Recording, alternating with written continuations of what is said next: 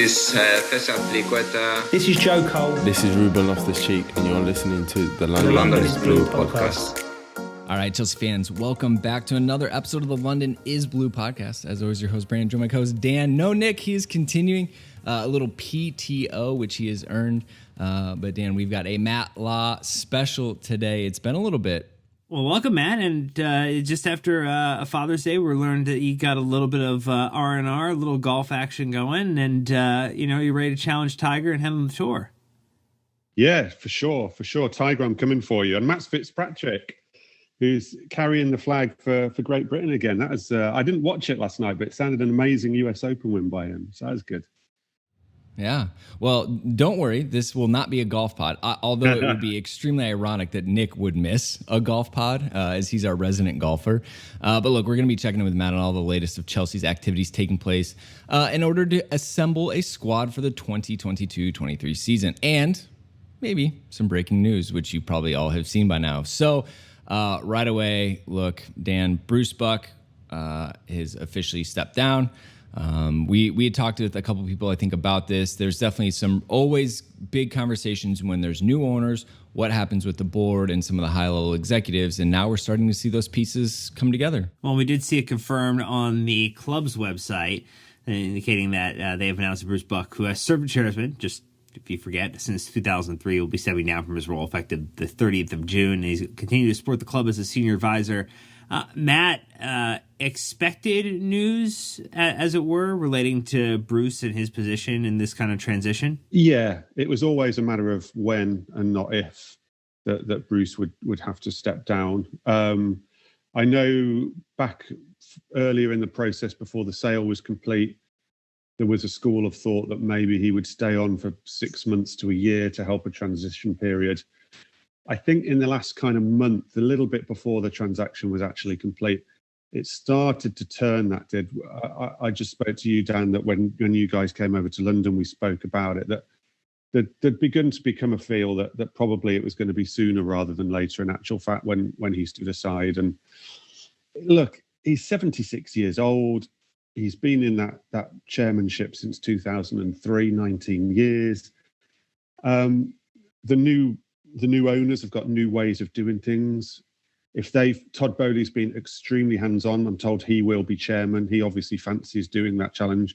Maybe he needed a couple of weeks to make sure that was something he was ready to take on, of sort of doing the job without the title, as it were. And it feels like they've got in, looked at it, assessed things, and decided, you know what, we think we can handle this, and therefore there's no point prolonging any agony. I'm told there's no fallouts, no problems.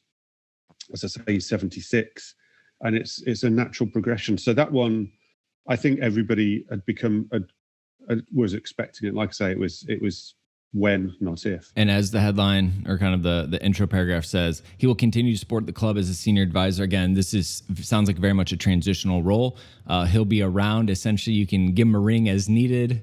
He'll still have a compensation package for a few months, just to make sure that nothing slips through the cracks as far as like, oh wait, where's that file? Oh, Bruce has it.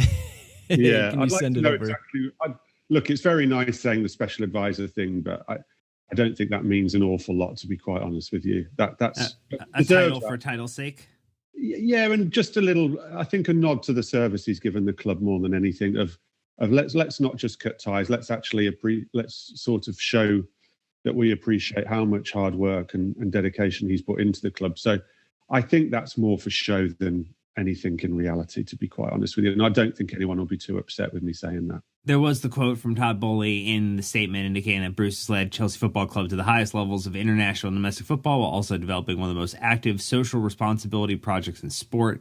We thank Bruce for his service and commitment to football, and they are referencing the fact in 2010 that Bruce, as trustee and chairman, helped establish the Chelsea FC Foundation, supporting the broad range of initiatives, including access to youth athletics, hosting education and employment programs, and leading anti-discrimination campaigns.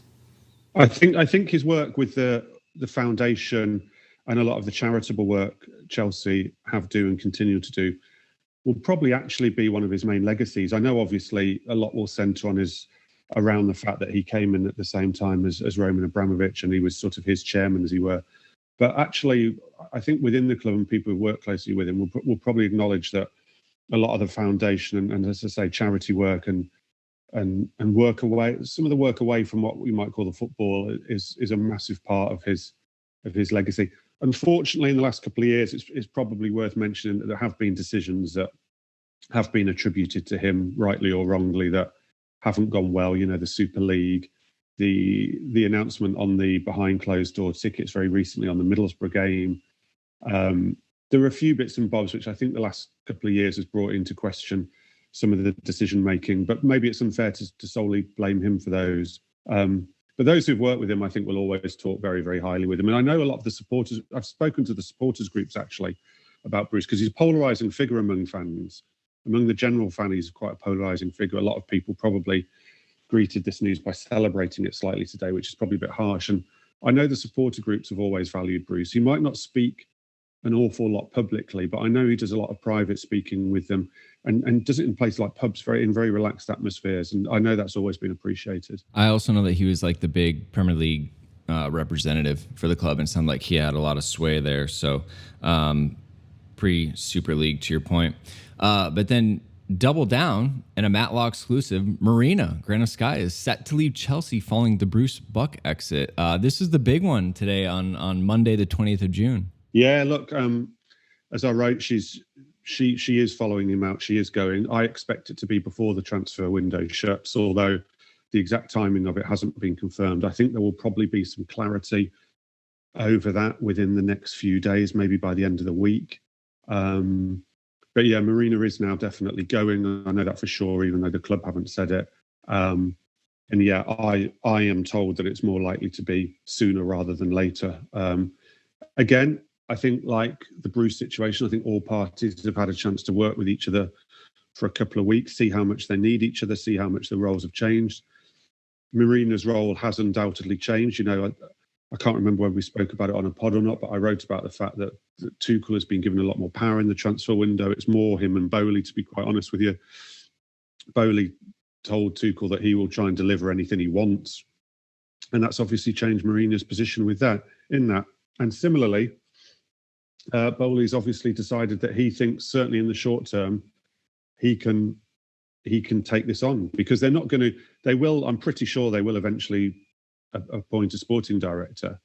I'm also pretty sure it'd be very difficult to get anybody in time for this window. So I think Todd Bowley's probably felt that, along with Thomas Tuchel and some supporting staff, that they can get through this window. Marina's probably looked at it and felt that it's a good time to finish. Again, I don't think there's been any rows or fallout. The fact she stayed on past the takeover for a bit would demonstrate that. It seems like a natural split, but I'm a bit surprised it looks like it is going to be before the end of the transfer window, because my thought up to probably a fortnight ago was that she'd probably see out the transfer window, and then the noises started to change and she will go. And that is just a seismic change for Chelsea. You know, on an operational level at football, that will just be a huge change. I mean, there will be a lot of football agents who won't be quite sure who to ring now. She ran the club. You know, she decided on contracts, she decided transfers, every football aspect. She pretty much needed her sign off. So in terms of the football side of the club, her departure will be the biggest operational change, well, in the last, since Roman Abramovich took over the club. No more Marina Granovskaia new signing photos.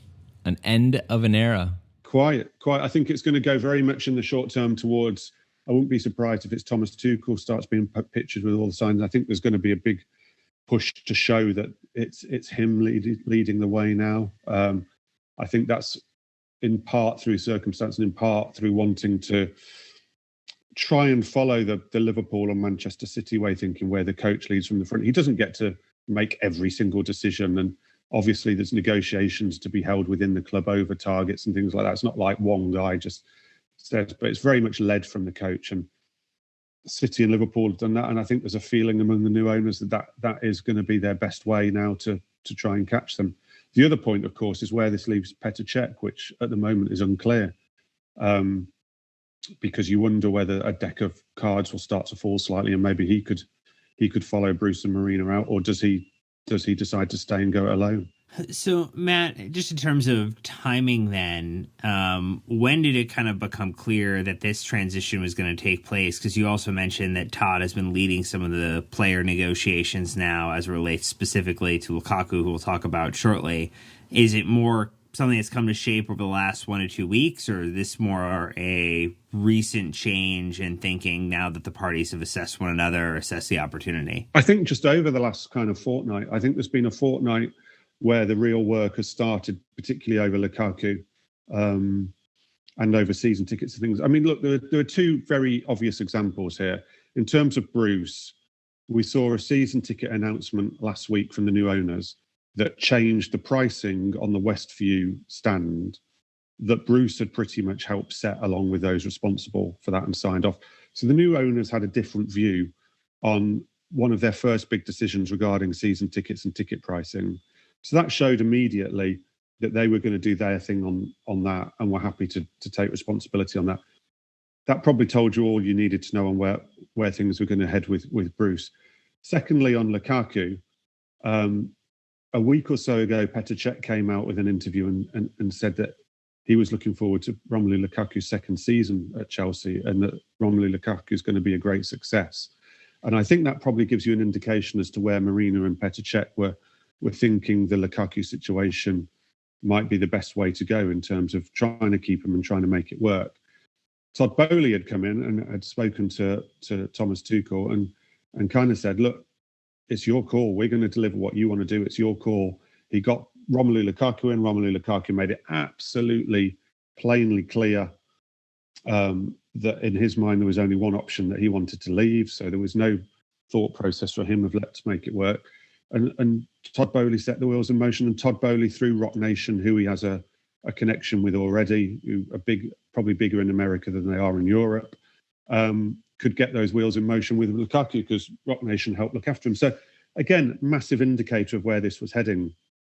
And I just think again, people have different opinions. It doesn't mean there's big fallouts or big problems, but it showed that the new ownership and Todd Boehly are going to do things their way and going to do it. They are going to do it a different way. You know, it's going to be a bit different. And as long as they feel they can handle it, and as long as they feel they've got the time to do it, which Todd seems to have particularly seems to have dedicated himself to it. You know, Chelsea's become his sort of day-to-day job. They don't need people hanging around for hanging around's sake. And Bruce Buck and Marina Granovskaia would not want to hang around for hanging around's sake either. Totally get that. Well, look, we always knew it was going to be a lot of, changing. We had no idea what the timeline was, but Matt, thank you for kind of breaking this down and explaining how this transition is going. I mean, anytime there's a change, even if it's like the cook right now, Chelsea fans are like, wait, what? What's going on? So we're going to take our break. But when we get back, we're going right into the Lukaku news. So thank you to the sponsors for financially supporting the show, and we'll be right back. All right, our next partner has a product that I use literally every day. I started taking AG1 because, well, it's hard to get a lot of micronutrients in. You know, we're all focused on our macros with protein, carbs, and fat. And now we got to add the micronutrients from fruits and vegetables. It's just hard to eat that many servings a day. So I started doing it just to make my life a lot more efficient. I'm getting better gut health and a more durable, resistant immune system. So what is this stuff? Well, with one delicious scoop of AG1, you're absorbing 75 high-quality vitamins, minerals, whole food, sourced superfoods, probiotics, and adaptogens to help you start your day right. This special blend of ingredients supports your gut health, your nervous system, your immune system, your energy, recovery, focus, and aging, all of the things. Again, I do it. It's easy, it's fast, it's quick. I throw up my shaker usually on my way home from work, drink it.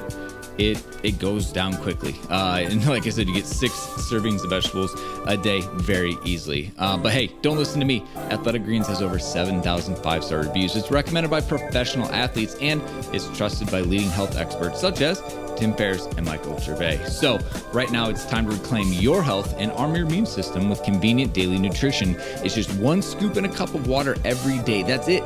No need for a million different pills, supplements to look out for your gut health. To make it easy, Athletic Greens is going to give you a free 1-year supply of immune-supporting vitamin D and 5 free travel packs with your first purchase. All you have to do is visit athleticgreens.com/London is blue. Again, that is athleticgreens.com/London is blue to take ownership over your health and pick up the ultimate daily nutritional insurance. That's right, Dan. As you teased earlier, Big Rom seems to be in about 1 out of every 4 to 5 tweets on my timeline right now. Strong ratios from that man. Oh, I did say instead of "look who's back," it's "look who's gone." Matt, we're kind of wanting to wonder how close the Lukaku is to a stage right exit from Chelsea back to Inter, as it seems like every day we're inching closer and closer to a outcome that involves Lukaku being back at Inter for the start of next season. Yeah, it's when and not if now. He's right on the brink of it happening over the weekend. The talk started for the first time last week, as I reported. They accelerated extremely quickly, given last week was the first time the two clubs had actually spoken about it. Inter had actually hoped to get the agreement in principle by the end of the week, which they nearly did. I mean, yesterday on Sunday, I think Chelsea sent a final proposal over to Inter to say, look, this is our terms, no more negotiating. And it wasn't far off what Inter were already sort of thinking they would do. And it's just waiting for the Inter sign-off now. I think there'll probably be a little bit more to and fro, but I mean, by the time this pod goes out, it could have been confirmed. We're on Monday now. I get the sense probably it won't be confirmed Monday, although it could be. But Tuesday easily it could be confirmed. But it's happening. It's for all intents and purposes, it's done. There's just a little bit of wrangling over the nitty-gritty. Matt, from your understanding of how it should look or where the kind of terms are that are going to make each side feel okay about it, and probably Inter feeling more okay than Chelsea does because there's a little bit of swallowing a bad decision. What is that going to look like in your mind or your understanding of how that contract is going to be? Look, these things always become a bit clearer once they're done, but I'll tell you what I think now, and it's subject to probably a little bit of change. So there will be a loan fee, a straight loan fee of probably around £8 to £10 million, give or take some add-ons. That's about sort of half of what Lukaku costs on the books each year in terms of amortization and FFP. Now, last week, when they first started talking, the plan, I think, was for Chelsea to try and pay a portion of his wages and for Romelu himself to take a wage cut. What I think has developed over the course of the talks, which for this part at least does fall in Chelsea's favour, is I'm being told that now it's likely Chelsea won't have to pay any wages, and that Romelu will actually take a bigger wage cut for a year than he was previously going to take. And so Inter will be paying his wage. So Chelsea won't be paying any of his wages for the season he's on loan.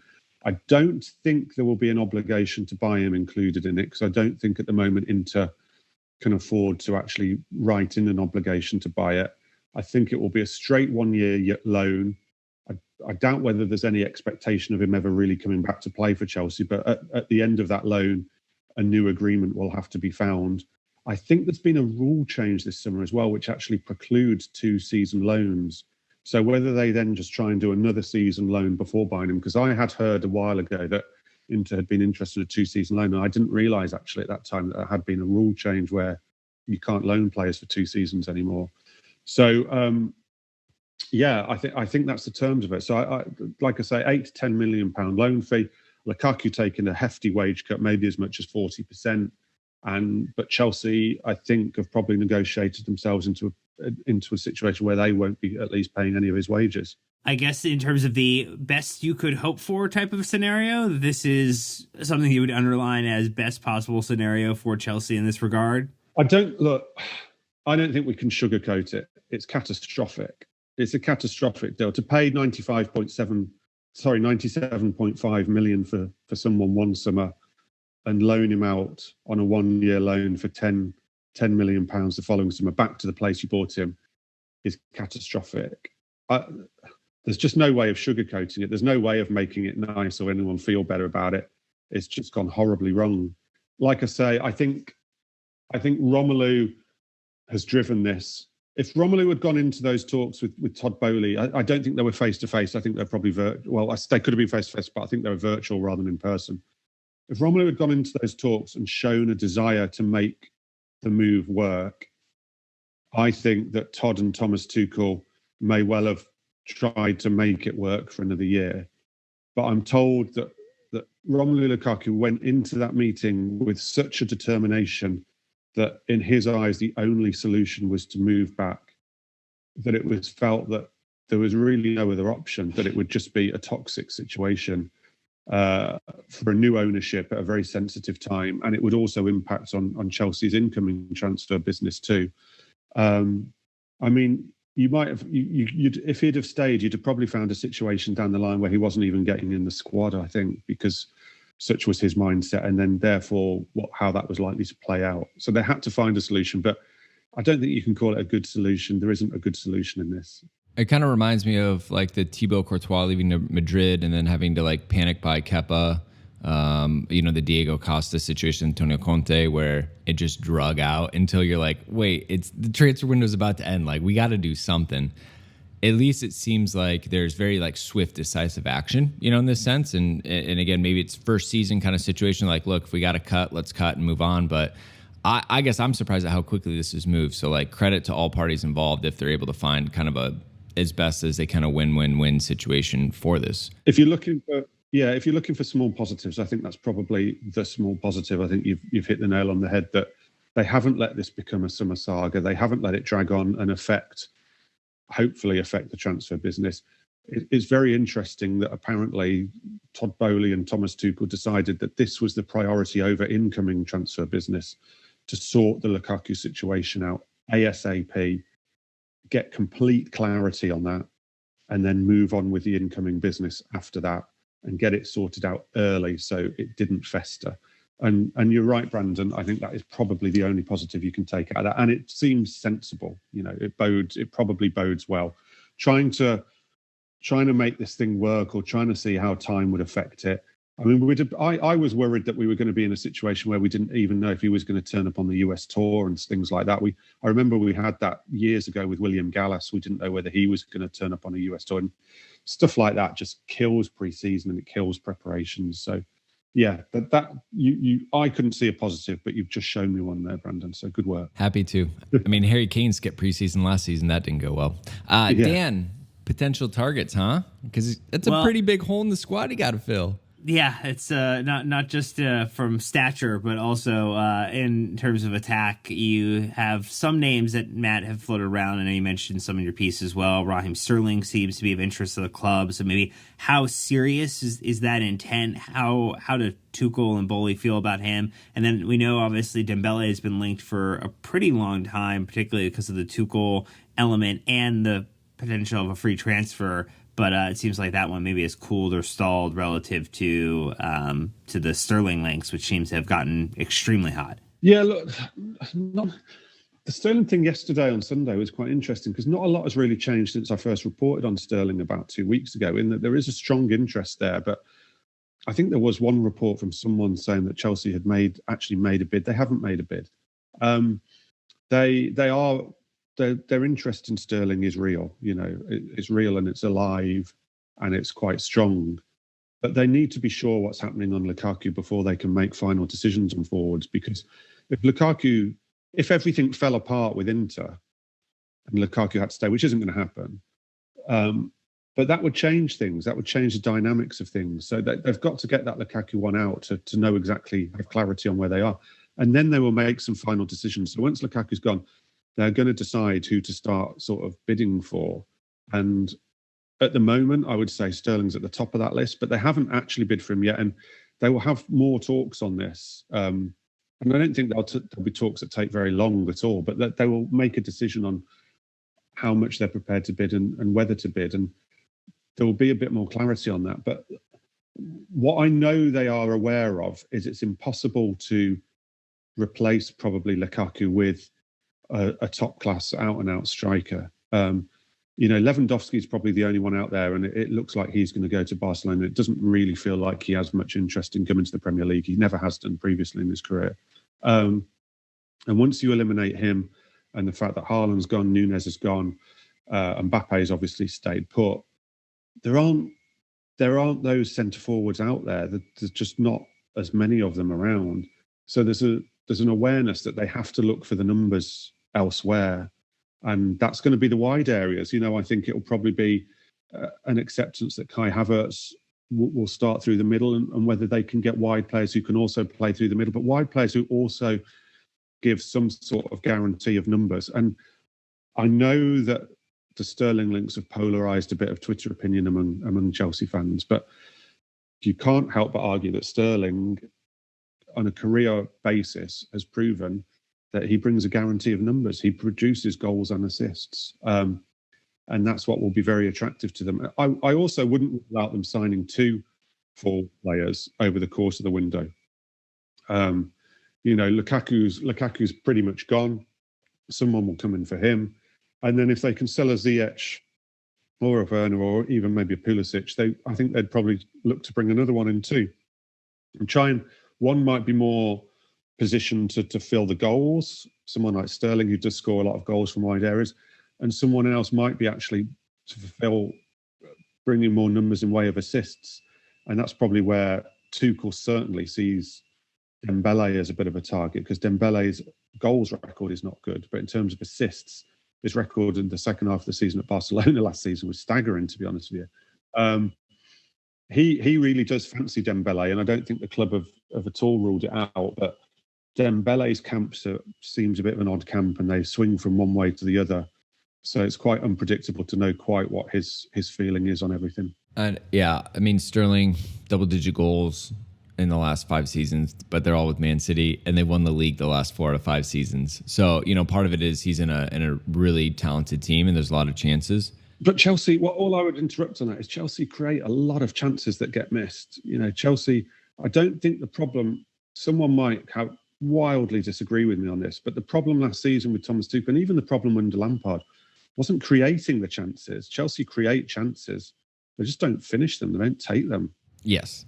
The other thing is with Raheem is that he's Premier League proven, which is something that we saw ended up being a huge blessing with Ben Chilwell, as Chelsea were looking at, kind of continental targets. He paid a little bit of a premium for Chile B, and he jumped right in, which was great. He's also people don't see this with Sterling. He's also actually a leader. He's in the England group. I think he's 3rd in line for the captaincy. Maybe 2nd in line. No, 3rd in line. It goes Harry Kane, Jordan Henderson, Raheem Sterling. He's 3rd in line for the captaincy. He is in the leadership group. He was in the leadership group for years at Manchester City. He is a strong dressing room character. He is someone who might not be loud, but he leads by example. We've all seen how eloquent he is off the pitch in terms of some of his anti-racism campaigns and things like that. He would provide them with that Premier League experience, but also some leadership. And someone who can take responsibility. And particularly with Rudiger going, we still don't quite know what's happening with Azpilicueta. But at the top end of the pitch with Chelsea, there's not been much leadership or people taking on responsibility. It's been young players coming from foreign leagues who aren't really equipped to take on that role. And I do think that would be valuable. And we spoke to Tuchel about this before within his squad. And I think that's something he's very aware of, trying to get more leadership and accountability in there. And for all intents and purposes, he's very much on the move, open to moving to another team in England. It's very plausible for Raheem. From what I'm told, he would love to move to Chelsea. All right. Yeah. I think his Man City time's up. And if he wrote down a list of clubs of where he'd like to join, Chelsea would be right at the top of it. Thinking about players that Chelsea have on their books, one of those being Armando Broja, where does he fit into the puzzle here in terms of potentially coming back, potentially going on loan, potentially being make way for other deals? What does his future seemingly hold as the amorphous blob of Chelsea's attack starts to retake shape? It's a good question. It will become clearer in the shakedown, and I know that's a bit of a get-out answer because we don't quite know where the attack's heading at the moment. If 2 attackers come in, then maybe Broja goes out on loan again or something. If 1 attacker comes in, I think Broja would be, the club would want him to stay. I know the club are really keen to have a really good look at him and see whether they can offer him an opportunity. The problem is, I think Broja himself which we've seen now with quite a lot of these Chelsea academy graduates who know how good they are. I think Broja himself would be very reluctant to start as a substitute who might get on for 10 minutes at the end of games and things and plough the next season like that, having been, a real linchpin of that Southampton team. So it's going to depend slightly on the shakedown. And I think that the two feelings of the two parties might be slightly different. I think Chelsea would love to have him around no matter what and try and give him opportunities. But I think he'll be quite determined to be sure that he is going to get those opportunities. As I say, if just a Sterling came in, then I would think there's every chance that Broja would stay. If it was Sterling and another who came in, then maybe Broja would push to get a loan move or something like that. It's a little bit difficult to say at this stage. What about, and you can touch on or skip if there's not much going on, but I think Pulisic, Ziyech, and Werner, new Dodgers fan, Timo Werner, that is, as he made his way to LA. Any kind of updates on them? Are they just in a holding pattern as it stands? I think the most likely one of the three to get a move would be Ziyech at the moment, just because the price on him is more attainable for a lot of European clubs, because Chelsea bought him for 30 odd million, and they might even still be able to make a small profit on him and still find someone who's going to be able to buy him. What Chelsea would need to sell Werner and Pulisic and with their wages makes the pool very, very small. I'm not saying it can't happen. I think there probably is a bit of interest, certainly from Germany in both players, but it will take some movement in the market to create a situation. So we're waiting to see on that. I thought it was interesting, though, that Werner was very quickly in the Dodgers gear out. The Dodgers, I don't think that necessarily means he's staying or anything, but I also think it means we know he's got a great attitude.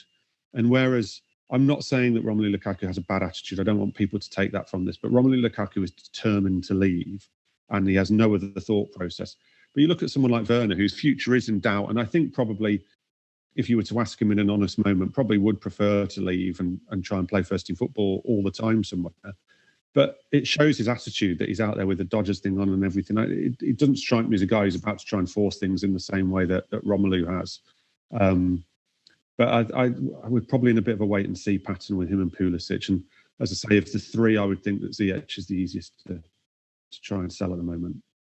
So, Matt, as we kind of transition to the other end of the pitch, I know that people are probably happy to hear all kind of the updates you've been able to provide on Lukaku and others, but center back, as been underlined once, twice, three times as the area needing massive reinforcement given the departures of Christensen and Rudiger. Koundé has been the primary target. Is that still on track given the slight injury concerns, the surgery that he had recently after international duty, and kind of where the conversations might be sitting with Sevilla in terms of like where it goes next for him? Can they figure out what a price is? Well, yeah, that's the only thing. Look, I don't think there are any injury concerns from Chelsea's point of view over Koundé. I'm told that they were aware of this slight issue he had. I think it's fairly minor and everything's been very successful. They might want to just check in to see that this first part of the recovery has gone okay. But I don't think that comes into too much of it, apart from a bit of the timing issue. The thing is can you agree a fee with Sevilla? They're not an easy club to deal with. Monchi's well known as being a very tough negotiator. But they also seem to have an acceptance that he will eventually go. I still think he will end up being at Chelsea.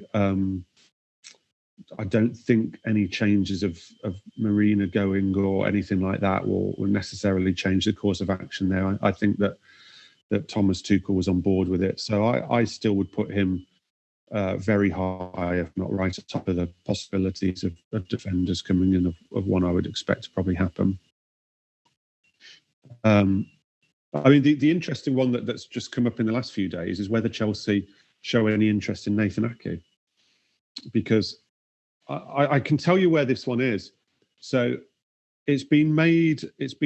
Chelsea have been made aware of the fact that Ake may be sort of signable, which isn't actually a word, but I'm going to use it this summer. I think there's the feeling that Man City might take a bid for him, and that Ake, for certain clubs, would consider it. And Chelsea would be among that. And Chelsea have certainly been made aware of that. And I don't think that notion has been dismissed by Chelsea. What I was very interested to find out is that Thomas Tuchel actually wanted to sign Ake for Borussia Dortmund back in the day and has held a little bit of an interest stroke admiration for Ake for quite a while. Now, I haven't mentioned him up to now, so I don't think he was on an initial list of targets. But when a conversation probably comes between Chelsea and Manchester City regarding Raheem Sterling, obviously putting 4 and 4 together and coming up with 9, we can surmise that Ake's name may well come up. I just think at this stage, I wouldn't want to go too strongly on it, but I just think it's quite an interesting notion. And what I would say about Ake is he obviously would fulfill that position that Rudiger's left. His best position is on the left side of a back three. He's way better in a back three than in a back four. He can fill in at left back. He can play in defensive midfield. You wouldn't want him there all the time, but he can certainly do jobs there. And I think he's 27 now. He's got an enormous bank of English and Premier League experience under him. Now, my slight worry for Chelsea's defence this summer, even if they sign 2 very highly rated European centre-halves, let's say in fantasy land they got Koundé and Ligt even, who is definitely among the targets. You're still bringing in, defenders who have never played in England before, have no experience in the Premier League. And we've seen time and time again with Chelsea in recent years that that's been a real issue for players coming in from overseas and hitting the ground running. And if 2 of your back 3 are going to do that, I do think that is a risk. So I do wonder whether there's a little bit of stock to be had in the fact of, looking at someone who has got not just experience of England, but experience of the Premier League, experience of a top club, experience winning trophies, experience of Chelsea, knows come. I don't think it should be totally dismissed. Although, like I say, I wouldn't want to go too strong on it at the moment. I just think it's an interesting one to think about. Let's tap into De Ligt, maybe even Koulibaly. Potential chances that a centre back from Italia arrives? Well, it seems a sensible place to go for centre backs at the moment. There's a lot of highly rated centre backs who seem to be attainable because obviously Serie A is not in the financial position of the Premier League, and a few of these players are playing at clubs who are going to have to take bids on players. So there's a contract situation with De Ligt at Juventus, which has presented a window of opportunity for clubs to show an interest in him. Chelsea are most certainly interested in him. It would still be a very, very big deal. And we're also not quite sure where it stands with whether Juventus are about to offer him a very large new contract. But there's something there for sure. Koulibaly, I'm always worried about Koulibaly. He's linked to the Premier League move every single summer, going back, I can't remember how long, and no one ever ends up taking him, and he generally stays in Italy. I think there's noise coming out of Italy that he'll probably stay at Napoli now and be made captain. So I've become cynical to Koulibaly, and I just always think he ends up staying where he is. He's a fair age, although his experience could be seen again as a strength within in the back 3 for Chelsea. And then you've got some others. You've got Bastoni at Inter Milan. You've got Skriniar at Inter Milan. Inter Milan I'm told Inter Milan do have to sell a player. They've got to raise about 50 to 60 million pounds to do what they want to do in the window themselves, other than Lukaku. They will have to sell one, and it feels like they might end up selling Skriniar, and PSG are interested. But there's Skriniar, and then there's Gelson Bremer at Roma, who a lot of clubs are interested. I don't think he's hugely high on Chelsea's list at the moment, but Italy seems a good place to look for centre-halves this summer. Sure. There's a guy at AC Milan here who's quite good, who might have been a decent shout for Chelsea. Oh man, yeah, we've talked about him multiple times, but love you, Fick. We'll have to pause on that one. Dan, it's not all fun and games with incomings. There's still the potential pain of outgoings. Yeah, and this is where I think it's going to become even more tricky for Tuchel and now Boli leading the negotiation front with Alonso and Aspi still to have some type of resolution as well. Are they kind of being kept at a little bit at arm's length in terms of what their options might be until we get some more clarity? Yeah, look, I know fans have got a little bit frustrated at what they see as a lack of business already, even though the new owners have only been in for sort of 3 weeks now. But I think what we've seen is they've had to do the season tickets, they've had to do the 3 sponsorship, they've obviously had a situation with Bruce. So there have to be a lot of meetings going on over that. Been a situation regarding Marina, again, lots of talks and meetings. Bowley and Egbali went off to the Premier League meeting. There's just been a ridiculous amount of things to do. They've wanted to sort the Lukaku situation out. So there needs to be a little bit of patience on the incomings and the outgoings, and they will start to pick up now. We're getting clarity on everything. We're getting clarity. We've had clarity on the season tickets. We've had clarity on the sponsorship. We've had clarity. And the sponsorship might not be a thing that I know the fans don't like 3 particularly, but it was a huge issue for the club. Probably bigger than who they're going to sign this summer in terms of revenues and things like that, and something that needed sorting out. So we've got clarity on a lot of the big issues now. Bruce, Marina clarity is pretty much there, and Lukaku. So I think the wheels will start to churn into action.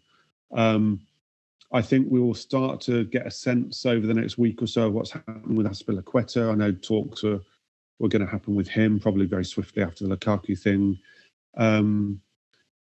But the transfers out might actually wait until some transfers in. I think there'll be a real rush then to try and get some incoming business and the wheels in motion on incoming business rather than the outgoing business. I think some of the outgoing business can wait then. I still think at least one more attacking player will probably leave come the end of the window. And it's whether they get a bid on Jorginho or someone like that. But again, there's a lot of time. It always feels like you're in this big rush, but there's a lot of time. And I always say on incomings, ideally you want the incomings in for the start of pre-season training, which is pretty much when they go on the US tour, because the international players wouldn't start until the US tour anyway. The non-international players, of which there are hardly any, would start a bit before that. But really, players can't do anything until pre-season starts. So as long as you're getting people in for pre-season, it's not such a big deal. There'll be a lot of players they want to look at as well. The one intriguing thing about it is where the loan army goes from. Michael Emenalo led the loan army. Marina Granovskaia took it on very well.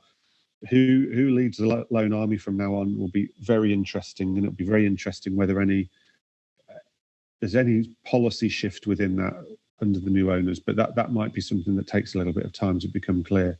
People like Conor Gallagher will be given pre-season and have a close look at him. He's an interesting one because the Premier League season starts so early on August the 6th that maybe those first 2 weeks of the Premier League season are going to be really key to what Conor Gallagher wants to do.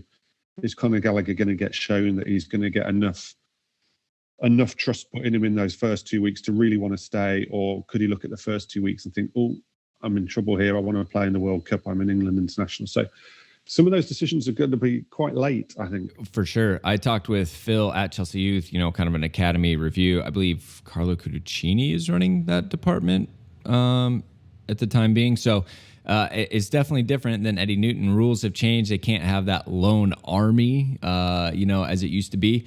Look, and we talked about some of the players coming back for preseason. You've got Levi Colwill, Ethan Ampadu, Dujon Sterling, probably some of the more common names being thrown around. But Levi Colwill definitely is the one with the most hype around him after his time at Huddersfield. He fills an immediate need as a left-footed center back, outside back type player.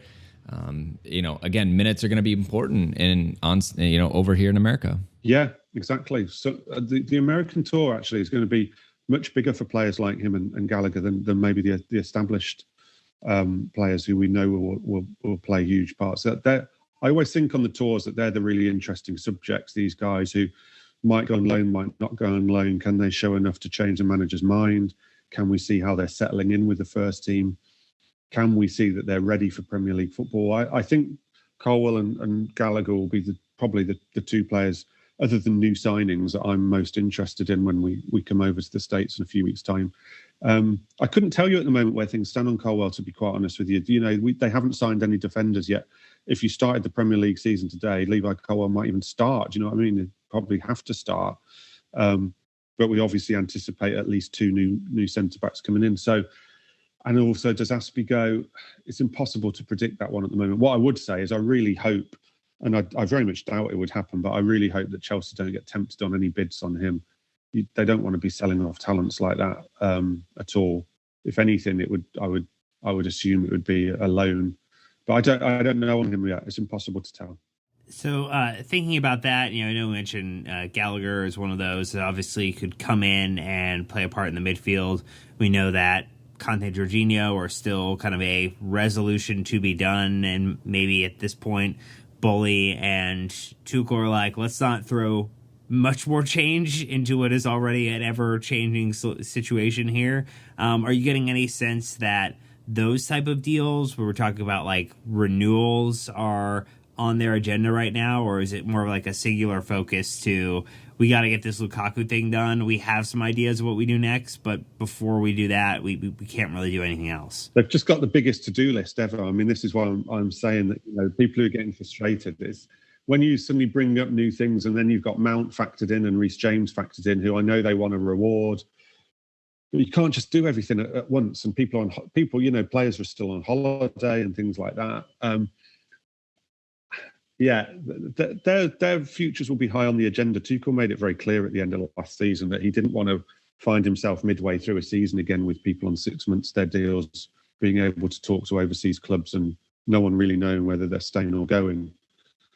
So they will be high on the agenda. I suspect the highest thing on the agenda after Lukaku is starting to sort some incoming transfers out. That they will be high, but there's a to-do list as long as your arm. We've said all along, Tuchel's been very honest about it. It's a really difficult summer. It's a tough summer. There's no point pretending otherwise. It's a really tough summer. Ideally, this takeover would have been done much earlier, but certainly even if it had just been done 1 month earlier, it would have made a huge difference to the starting point that they're on for the summer. But they're playing catch-up all over the place. Well, I mean, I think one last request from the Chelsea fans, not that you have any sway, input, or anything, but look, a little Declan Rice. I see he's hanging out with Mount over here in America. Why not, right? Bring the bromance to Chelsea. I've said a few times, I'm not discounting it yet. I think there are other priorities to start with.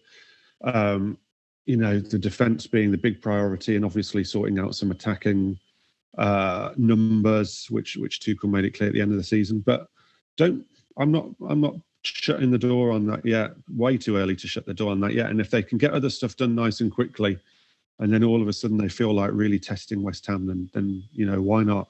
Declan Rice, I think I'm still convinced Declan Rice would love it to happen. So, because he's still turning down contracts and seems to be at least keeping his options open in general. Yeah, exactly.